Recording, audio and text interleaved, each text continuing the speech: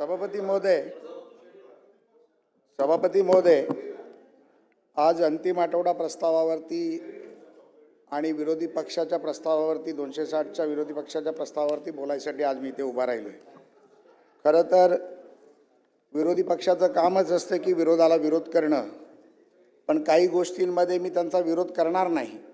काही गोष्टी सन्माननीय सदस्य भाई जगतापांनी शशिकांत शिंदेंनी सांगितल्या, त्या बाबतीत कुठेही दुमत असण्याचं काम नाही, कारण त्यांनी त्या सजेशन्स दिल्या, म्हणजे सरकारने काय करायला पाहिजे त्या विषयावर बोलले। त्यामुळे प्रथमतः तर मी सन्माननीय भाई जगताप आमचे ज्येष्ठ नेते आहेत, त्यांना मी सांगणार आहे की कुठलाही मनामध्ये दुजाभाव न ठेवता सरकार तुमच्या बरोबर आहे आणि सरकार तुमच्याबरोबर काम करणार आहे। त्यामुळे ज्या पद्धतीमध्ये पोलिसांच्या बाबतीत तुम्ही सन्माननीय योगेश कदम साहेबांना काही सूचना केल्यात, मला वाटतं की त्या सूचनांचं ते निश्चितपणे पालन करतील, कारण हे पालन करत असताना राज्याचं गृह खातं हे सन्माननीय मुख्यमंत्री हे त्याचे कॅबिनेट मंत्री आहेत। त्यामुळे सन्माननीय मुख्यमंत्री किती संवेदनशील आहेत, सन्माननीय मुख्यमंत्री किती प्रामाणिकपणे काम करतात, याच्यासाठी मी सभागृहात बोलायची गरज नाही, याची कैकदा प्रचिती तुम्ही देखील तुमच्या भाषणात दिलेली आहे। त्यामुळे आपण जे महिला सुरक्षेबद्दल शासनाची उदासीनताबद्दल जे बोललं, तर माझं म्हणणं आहे ती उदासीनता नाही आहे, तर शून्य सहनशीलतेवरती राज्य सरकार काम करेल, या बाबतीत मी या सभागृहात सांगू इच्छितो। महिलांवरच्या अत्याचाराच्या घटनांचं मी समर्थन भाई करणार नाही। आपण जी मगाशी एक सांगितलं की त्या आरोपीला पकडलं, सुटून आला, त्यांनी ढोल वाजवलं, मी माननीय गृहराज्यमंत्र्यांना सांगेन की अशा आरोपीची ढिंड काढली पाहिजे आणि त्याचा बुलडोजर बाबा झाला पाहिजे।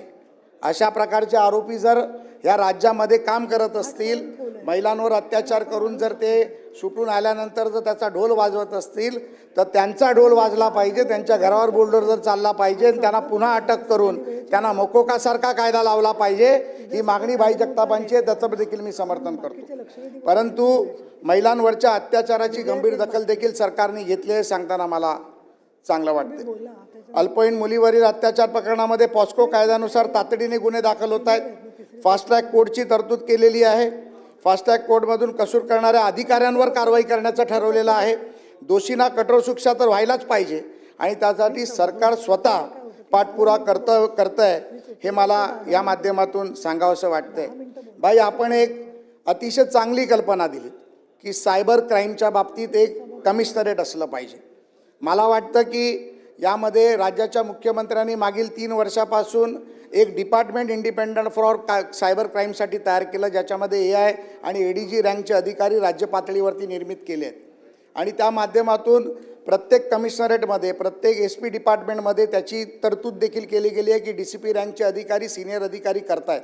यामध्ये ट्रेनिंग प्रोसेस, त्यांना अद्ययावत करणं, त्यामध्ये नवीन भरती करणं, कारण असलेल्या पोलिसांना हे ट्रेनिंग देऊन ते शक्य होणार नाही, तर IT प्रोफेशनमधली लोक या डिपार्टमेंटमध्ये घेऊन ते डिपार्टमेंट उभं करण्यासाठीचा देखील प्रयत्न हे राज्य सरकार करतं आहे। पण मला एक आमदार म्हणून याची घोषणा करणं हे योग्य वाटणार नाही, त्याची घोषणा सन्माननीय मुख्यमंत्री स्वतः करतील, परंतु हा प्रयत्न चालू आहे, हे काम मागील 3 वर्षापासून चालू आहे।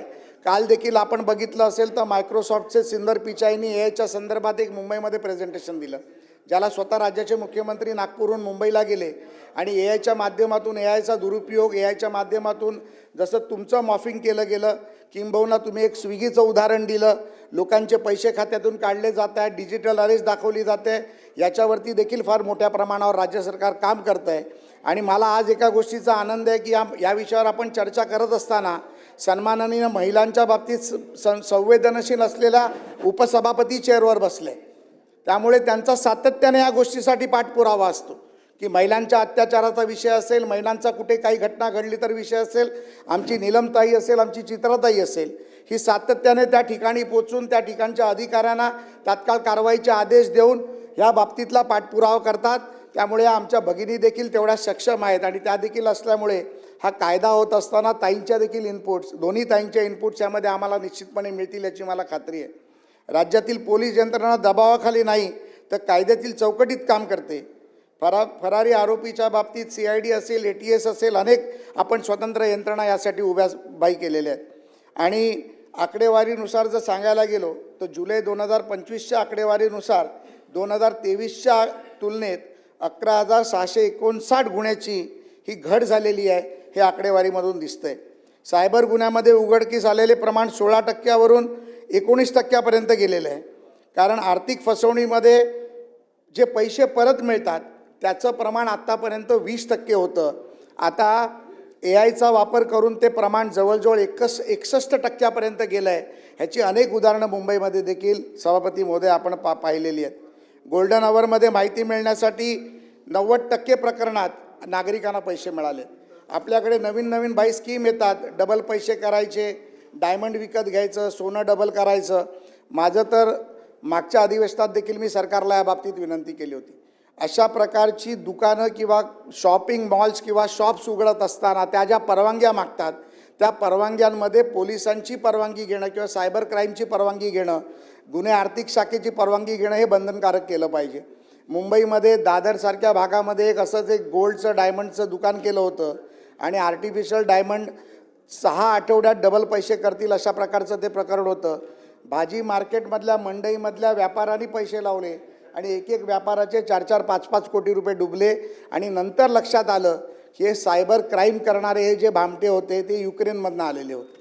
त्यामुळे अशा प्रकारच्या लोकांना कुठेतरी बंदी घातली गेली पाहिजे. यासाठी देखील कायदा केला गेला पाहिजे आणि त्यासाठी मकोकापेक्षा कडक असा कायदा हा केला पाहिजे. 50 सायबर पोलीस स्टेशन व 50 सायबर लॅब आणि चालता फिरती सायबर लॅब देखील आता करायचा निर्णय सरकारने घेतला. त्याचं उद्घाटन राज्याच्या माननीय मुख्यमंत्र्यांनी केलं. 1930 आणि 1945 हे 2 हेल्पलाईन नंबर आपण चालवलेले आहेत, ज्या माध्यमातून तात्काळ येतं. आता माननीय सुप्रीम कोर्टाच्या माध्यमातून सुप्रीम कोर्टाच्या गाईडलाईननुसार प्रत्येक पोलीस स्टेशन हे CCTV कॅमेरानी कनेक्टिव्हिटी असली पाहिजे आणि त्याच्या SP च्या कार्यालयात त्याचं यंत्रणा असली पाहिजे, त्याची नोंद असली पाहिजे. प्रत्येक येणाऱ्या व्यक्तीला त्याची गुन्हा नोंद करत असताना तो रेकॉर्ड केला गेला पाहिजे. या सगळ्याची व्यवस्था राज्य सरकारने केली आणि माझ्या माहितीप्रमाणे नसेल तर त्याचं टेंडर देखील फ्लोट झालं आहे आणि येणाऱ्या 3 महिन्यात ती व्यवस्था देखील उभी राहील. त्यामुळे सुप्रीम कोर्ट देखील जे मॉनिटर करते आहे त्याचा देखील राज्य सरकार तात्काळ विचार करून त्याच्यामध्ये काम करतं, याचा मला आनंद आहे. अंमली पदार्थाविरोधात आम्ही शून्य सहनशीलतेने काम करतो आहोत. अंमली पदार्थाच्या विचारात 2018मध्ये अटक झालेल्या आरोपीची संख्या 1568 होती आणि आता अंमली पदार्थामध्ये 2025मध्ये आत्तापर्यंत अटक झालेल्या आरोपीची संख्या 2158 आहे. त्यामुळे प्रत्येक पोलीस ठाण्यात नार्कोटिक सेल केलं आहे आणि यामध्ये माननीय मुख्यमंत्र्यांनी मागच्या अधिवेशनात एक भूमिका मांडली. त्या भूमिकेमध्ये मुख्यमंत्र्यांचं स्पष्ट म्हणणं होतं, नार्कोटिक्समध्ये एखादा अधिकारी जरी अडकला तरी त्याला अटक केली जाईल. आणि या बाबतीत आमचे मुंबईचे सन्माननीय नेते, अध्यक्ष, मंत्री आशिष शेलारांनी देखील मुंबईमध्ये कॉलेजच्या बाहेर कुठल्याही प्रकारचा गुटखा किंवा नार्कोटिक्सचा पदार्थ आढळला नाही पाहिजे या बाबतीत भूमिका सातत्याने मुंबई शहरामध्ये मांडली. आणि एक ज्येष्ठ मंत्री म्हणून त्यांच्या भूमिकेचा देखील सातत्याने आदर करून माननीय मुख्यमंत्र्यांनी सभागृहात भूमिका मांडली. आणि आज पोलिसांमध्ये देखील एक प्रकारची दहशत आहे की अशा प्रकारच्या नार्कोटिक्स जुन्याला जर आम्ही मदत केली तर निश्चितपणे त्यांना तात्काळ सस्पेंड केलं जाईल आणि नार्कोटिक्स कायद्याअंतर्गत त्यांना देखील अटक केली जाईल. त्यासाठी आशिषजी मी तुमचं देखील मनापासून अभिनंदन करतो. प्रत्येक वेळेला आपण एक काम करत असताना राज्याच्या उपमुख्यमंत्री दोन्ही असतील, मग शिंदेसाहेब असतील, अजितदादा असतील, यामध्ये नो टॉलरन्स धोरण आपण हे सरकार आपण अवलंबतो आहे.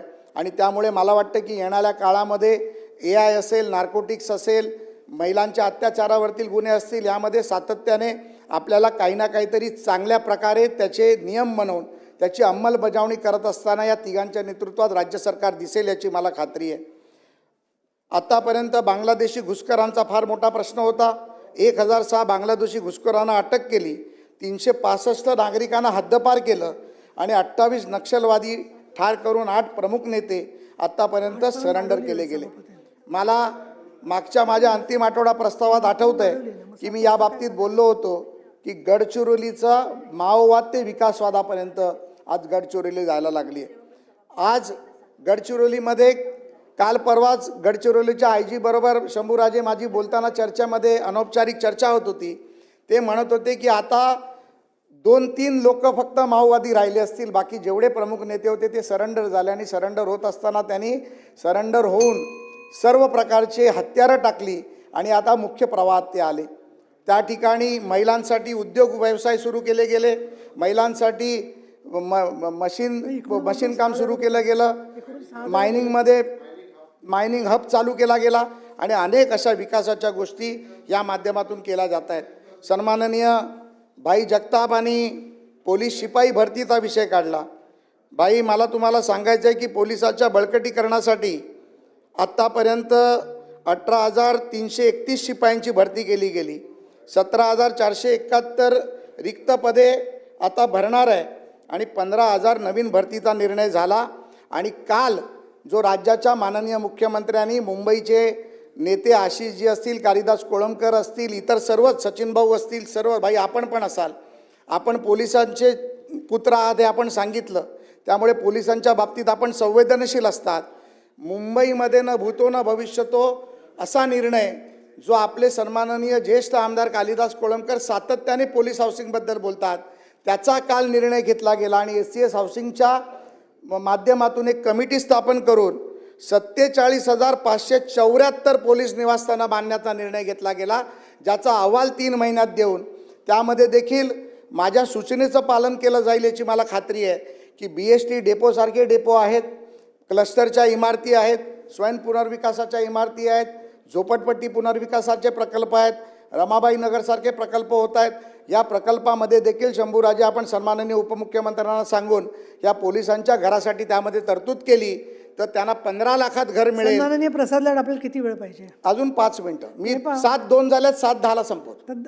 एक लक्षात घ्या, तुम्ही बोला, अजून 5 सदस्य इकडचे आणि या बाजूचे 12 सदस्य बोलायचे. सगळ्यांकडून मला चिठ्ठ्या येतात, कुणीच वेळेचा ऐकणार नसेल तर शेवटी मागच्या सभासदांवर नेहमी अन्याय होतो. ते बरोबर नाहीये.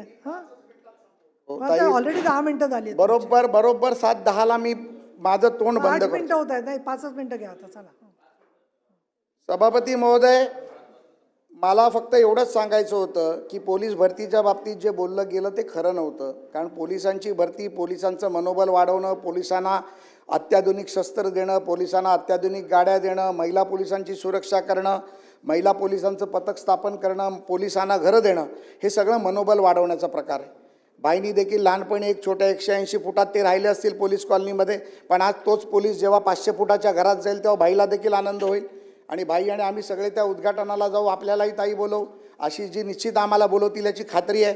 त्यामुळे हे सर्व प्रकारच्या गोष्टी या निश्चितपणे मुंबईमध्ये आणि महाराष्ट्राच्या पोलिसांसाठी होत आहेत, याचा मला आनंद आहे. त्यामुळे विरोधकांनी आरोप नाही पण सजेशन केले असतील, पण ते आरोप रूपाने असतील तर त्याची नाही, राज्यमंत्र्यांशिवाय काहीच होणार नाही आहे. कदम साहेब, आम्ही तुमच्यासाठी गाणं पण बनवलं आहे, कदम कदम बढ़ाते जा, खुशी के गीत गाते जा, ये जिंदगी. हे करत असताना निश्चितपणे पोलिसांवरती चांगला निर्णय होतोय. काही सन्माननीय सदस्यांनी अतिवृष्टी, अवकाळी या बाबतीत जागतिक उत्तर अशी नका देऊ, तुमचं म्हणणं मांडा ना. मी माझंच म्हणणं मांडतो.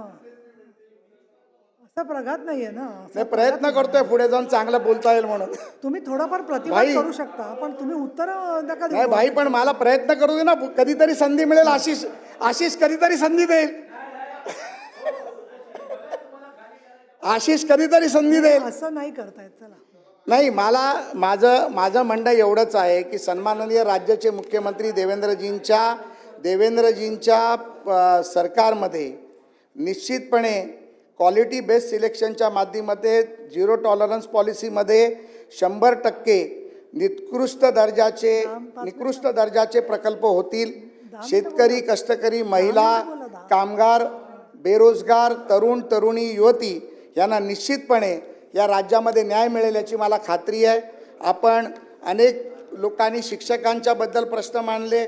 शिक्षकांच्या प्रश्नात देखील मला संपूर्णपणे खात्री आहे की वेतन भत्त्याची अडथळे दूर होतील, शैक्षणिक ग्रँटला मंजुरी मिळेल आणि या माध्यमातून शिक्षकांचे प्रश्न देखील सुटतील याची मला पूर्णपणे खात्री आहे.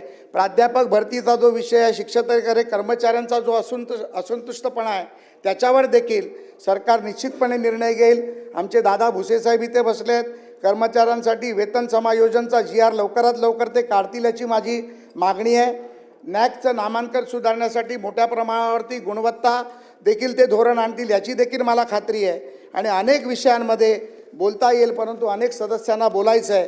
त्यामुळे ह्या माझ्या अंतिम आठवडा प्रस्तावावरती सरकारला काही सूचना, काही गोष्टी, काही आम्ही सांगण्याचा प्रयत्न केला, त्याचा निश्चितपणे सरकार आम्हाला विचार करेल. आणि या बाबतीत सरकार या राज्य सरकारशी, विरोधकांशी देखील, त्यांच्याशी देखील बांधिलकी आहे आणि कटिबद्धता आहे, याची मला खात्री देतो. आणि मी माझे 2 शब्द संपवतो. धन्यवाद. जय हिंद, जय महाराष्ट्र. ठीक आहे. आता याच्यानंतर एक मिनटं, सचिन भाऊ अहिर यांना